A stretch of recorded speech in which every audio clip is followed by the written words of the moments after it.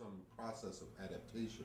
Well, naturalists believe that nature in some way has a process in which it works through the genetic code in altering the organism so it best meets the needs of that environment. That is not true. Environment keeps changing, and the organism changes many different ways. If the way that the organism changed does not correspond to the environment, the organism dies out. So the only organisms that survive are those organisms that fit the characteristics of that environment. In other words, what naturalists need more so is, I don't know. I wonder how that works. And do studies on it, careful studies, before you say, well, that's a natural characteristic of the animal. We don't know that. You don't go off in inventing what you think is the reason for things. You say, I don't have the means to investigate that. We don't have the technology to invest. That's all right. But there's no way of any information getting to the brain. In other words by Stuart Chase. I give them books to read by Americans, not foreign agents. Right. And so they learn how police come into power, what formulates the FBI or the CIA or the KGB or any organization. All those organizations are there for is to keep things as they are and watch out for what they call subversive behavior. Subversive behavior is anything that attempts to diminish this system. So that's my definition of it. So I don't think there is such a thing as subversive behavior. I think there's behavior due to some people suffering a great deal in different economies and demand different social arrangements. But those different social arrangements are a threat to the control group. So they are picked up as agitators. Everyone's an agitator. Benjamin Franklin was an agitator. Everybody's an agitator. Edison was an agitator. But the ways of solving problems other than killing people. Now here they take a group of scientists and engineers and they work on flying machines. You give them a flying machine, they use it to bomb cities. You give them dynamite, which can be used for many different purposes, and they use it to blast people to pieces. So how can a person be scientific if they have allegiance to their country rather than to the earth and everyone on it and the intelligent use of resources? This would be a scientist to me. Well, I haven't met any. I think that's a very interesting... All the people of the earth would own all of the earth's resources and manage them.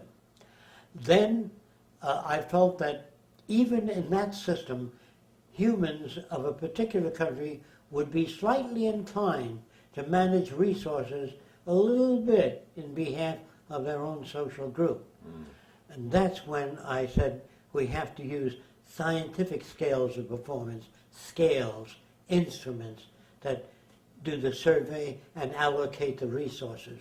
Because humans were not that evolved during the transition. They would be inclined to slip back, I believe. And so I wouldn't take that chance of me or anyone else allocating resources. So you need or lack of need for the military? Well, once the nations of the world join together and agree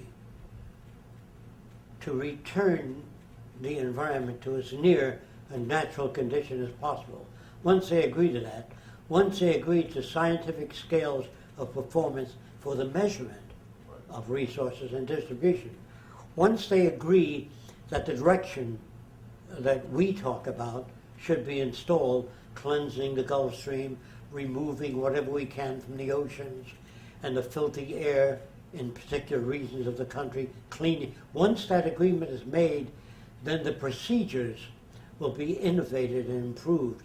See, we start out with what exists, the existing methods for cleaning the air in the oceans, and then a lot of material is allocated to research labs. Not money, material resources are allocated to do that job, but it's not one resource. It's electrostatic filters for dust and other systems, other innovative approaches. Methods of evaporative condensation, not one method, but 50 different methods. You ask, what will people do? We haven't begun to do what has to be done. So materials not money, will be allocated to labs before they even ask for it. They'll all have instruments that show the present state of affairs, what has been added by this university, or this group and that group, and you'll be able to modify your research while you're working at it. So that the end of patents, what patents do is, I'm not showing you what I've got.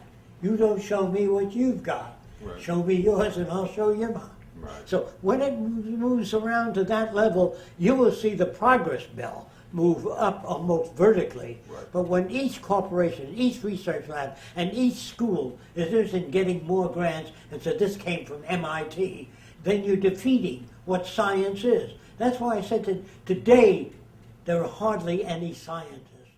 So I it out, a cerebral enema is what's needed.